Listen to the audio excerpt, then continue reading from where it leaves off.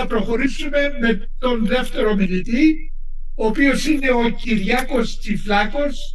Ο τίτλος της ομιλίας είναι «Η ζωή και το έργο του Λευκάδιο Χέρν ως διαχρονική πηγή έμπνευσης για την ανθρωπότητα». Ο Κυριάκος Τσιφλάκος γεννήθηκε στον Πειραιά και αποφοίτησε από το Κολέγιο Αθηνών.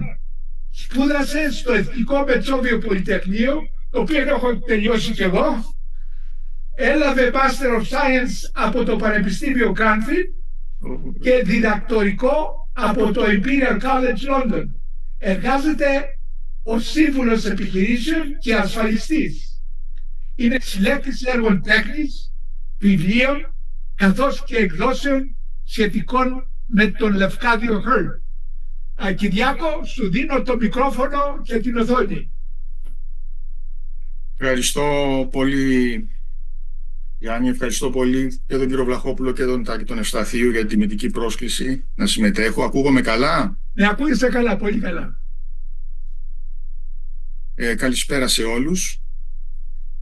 Φαίνεται και η παρουσία. Ναι, φαίνεται, πολύ ωραία. Η δική μου ενασχόληση με το Λευκάδιο Χέρν ξεκίνησε πριν από περίπου 10 χρόνια, όταν ήρθα για πρώτη φορά σε επαφή με το έργο του και με τα βιβλία του σε μία εκδήλωση στο Ίδρυμα Ευγενίδου, που είχε πραγματοποιηθεί όπως περισσότερες εκδηλώσεις για το Λευκάδιο Χέρν με τη συμβολή του Τάκη του Ευσταθίου. Για τη ζωή και το έργο του Λευκάδιου Χέρν έχουν μιλήσει πολλοί, πιο αρμόδιοι από μένα, σε πολλές εκδηλώσεις σαν τη σημερινή. Για τους σκοπούς όμως της παρουσίασής μου, αλλά και για όσους από τους συμμετέχοντες σε αυτή τη διαδικτυακή συνάντηση δεν είχαν μέχρι τώρα την ευκαιρία να γνωρίσουν τη ζωή και το έργο του Λευκάδιου Χέρν, επιτρέψτε μου μια σύντομη αναφορά στους κύριους σταθμούς στη ζωή του.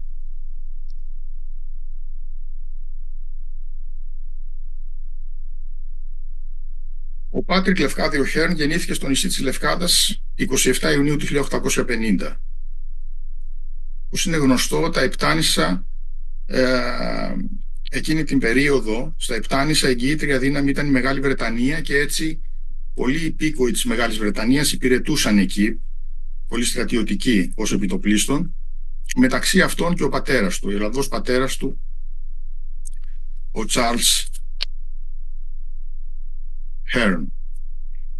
Η μητέρα του είχε καταγωγή από τα Κύθυρα.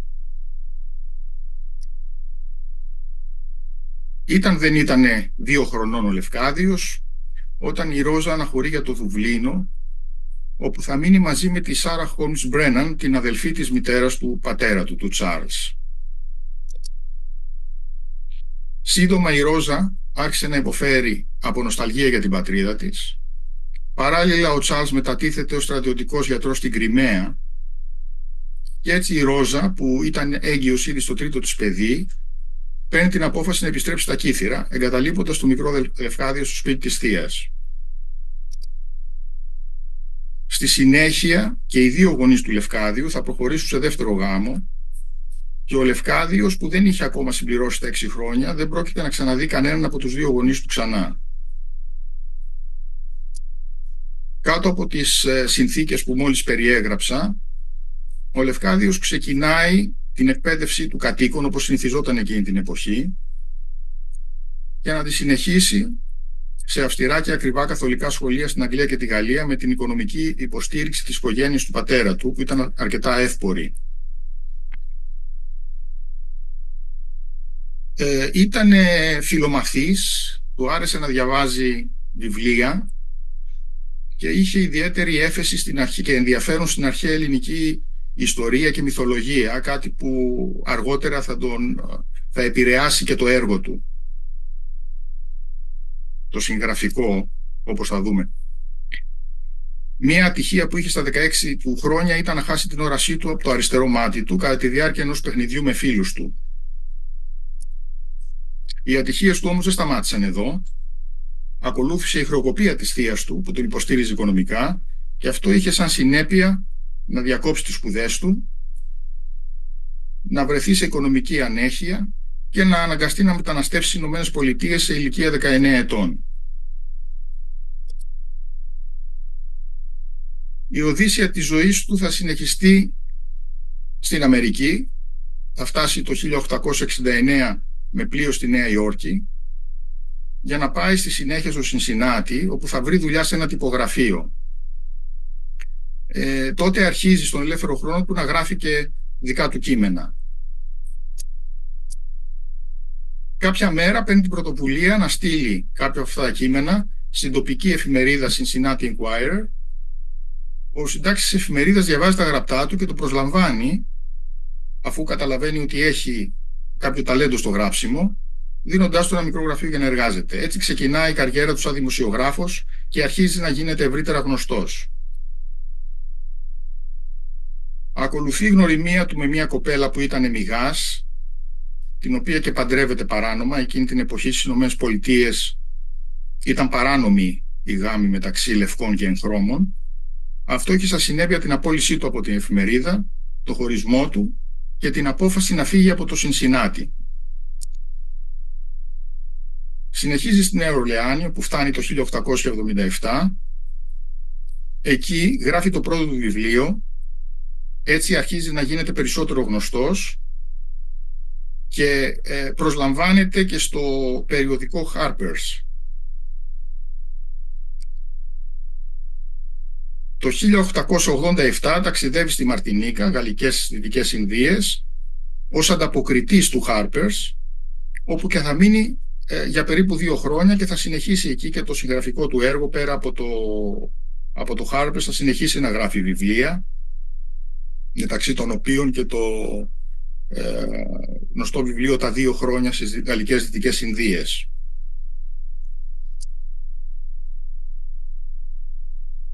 Τελικά, μετά από ένα σύντομο διάστημα παραμονής στη Φιλαδέλφια και τη Νέα Υόρκη, το 1890 ταξιδεύει ως ανταποκριτής του ίδιου του περιοδικού, του Harper's, μέσω Βανκούβερ στην Ιαπωνία, που έμελε να είναι και η τελευταία και πιο αγαπημένη του πατρίδα. Σύντομα θα λύσει τη συνεργασία του με το Harper's και θα αρχίσει να εργάζεται σαν καθηγητής Αγγλικών στην πόλη Ματσούε, όπου θα γνωρίσει και την μέλουσα σύζυγό του, τη Σέτσου Κοϊζούμι, απόγονο οικογένεια Σαμουράι. Ο Λευκάδιος θα κάνει μαζί της 4 παιδιά, θα πάρει το επώνυμό της και έτσι θα αλλάξει το όνομά του σε Γιάκουμο Κοϊζούμι. Με αυτόν τον τρόπο, αυτός είναι ένας τρόπος να τιμήσει και την Ιαπωνία, που του έδωσε έτσι, την είδε σαν ένα λιμάνι στην πολυτάραχη ζωή του.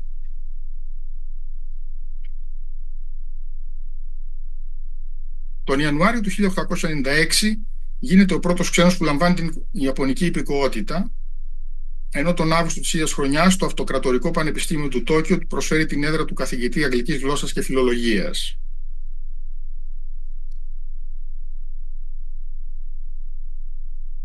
Ο Γιάκουμο Κοϊζούμι έγραψε εκτενώς για την νέα του πατρίδα, τις ιστορίες τους, τους θρύλους, τα έθιμα και τις θρησκείες της, λειτουργώντας στην ουσία ως γέφυρα μεταξύ της Ιαπωνίας και του δυτικού κόσμου, αλλά και μεταξύ των διαφορετικών κοινωνικών ομάδων και γεωγραφικών περιοχών εντός της Ιαπωνίας. Τα βιβλία του μεταφράστηκαν σε πάρα πολλές γλώσσες. Ενδεικτικά εδώ αναφέρω τα γαλλικά, τα γερμανικά, τα ιταλικά, τα εβραϊκά, τα ελληνικά, αλλά και πολλές ακόμα γλώσσες, και έτσι στην ουσία έκανε γνωστή την Ιαπωνία, τις παραδόσεις και τους θρύλους της σε όλο τον υπόλοιπο κόσμο. Χαρακτηρίστηκε ως ο πλέον αυθεντικός ερμηνευτής της Ιαπωνίας στη Δύση και έχει αναγνωριστεί ως ο εθνικός συγγραφέας της Ιαπωνίας. Πράγματι, κανένας Ιάπωνας δεν είχε ως τότε μπορέσει να πραγματοποιήσει αυτό που κατάφερε ο Χέρν, δηλαδή μια ολοκληρωμένη καταγραφή των εθήμων, των θρύλων, των παραδόσεων της Ιαπωνίας, κάτι που οφείλεται ασφαλώς και στο αναμφισβήτητο συγγραφικό του ταλέντο, αλλά και στην κυρίαρχη κουλτούρα της Ιαπωνικής κοινωνίας, την οποία χαρακτήριζε η αντιπαλότητα στις σχέσεις μεταξύ των διαφορετικών περιοχών και κοινωνικών ομάδων. Ο Λευκάδιος άφησε την τελευταία του πνοή στις 26 Σεπτεμβρίου του 1904 σε ηλικία μόλις 54 ετών. Λίγα λεπτά πριν ξεψυχήσει, κρατούσε την πένα του στο χέρι του και έφυγε αφήνοντας μια τεράστια πνευματική κληρονομιά στην Ιαπωνία αλλά και σε όλη την ανθρωπότητα. Για τον λόγο αυτό, πολλά πανεπιστήμια στην Ιαπωνία έχουν έδρα με το όνομά του, στα σχολεία διδάσκεται το συγγραφικό έργο του. Σε διάφορα σημεία στη χώρα έχουν στηθεί μνημεία προς τιμή του και το άγαλμά του δεσπόζει σε πάρκο του Τόκιο που είναι αφιερωμένο στη μνήμη του.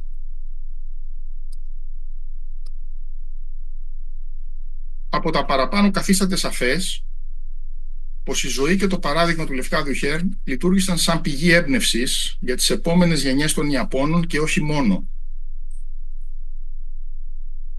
Ο Λευκάδιος Χέρν, παρόλα τα παιδικά και τα εφηβικά του τραύματα, τόσο τα συναισθηματικά όσο και τα φυσικά τραύματα, και με όπλα την ατσάλινη θέλησή του, τη φιλομάθειά του και τον αμφισβήτητο συγγραφικό ταλέντο του, κατάφερε να εξελιχθεί από παρείας της ζωής σε εθνικό στην Ιαπωνία, αλλά και σε παγκόσμιο σύμβολο φιλομάθειας, καρτερικότητας, ανεκτικότητας και διάδοσης της γνώσης.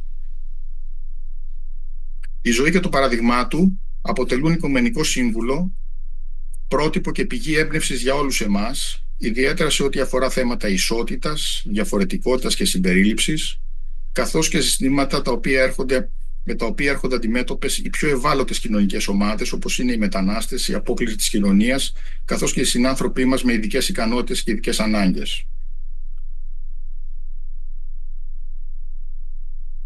Ζωντανό παράδειγμα για τα παραπάνω αποτελεί αναμφισβήτητα ο άνθρωπος ο οποίος μεμοίησε στη ζωή και το έργο του Λευκάδιου Χέρν και συγκεκριμένα ο αγαπητός φίλος, συνεργάτης και συνδιοργανωτής της έκθεσης Τάκης Ευσταθίου, αλλά και πολλοί άλλοι σύγχρονοι συνάνθρωποι μας οι οποίοι εμπνέονται από τη ζωή του Λευκάδιου, συλλέγουν τα βιβλία του και μελετούν το έργο του.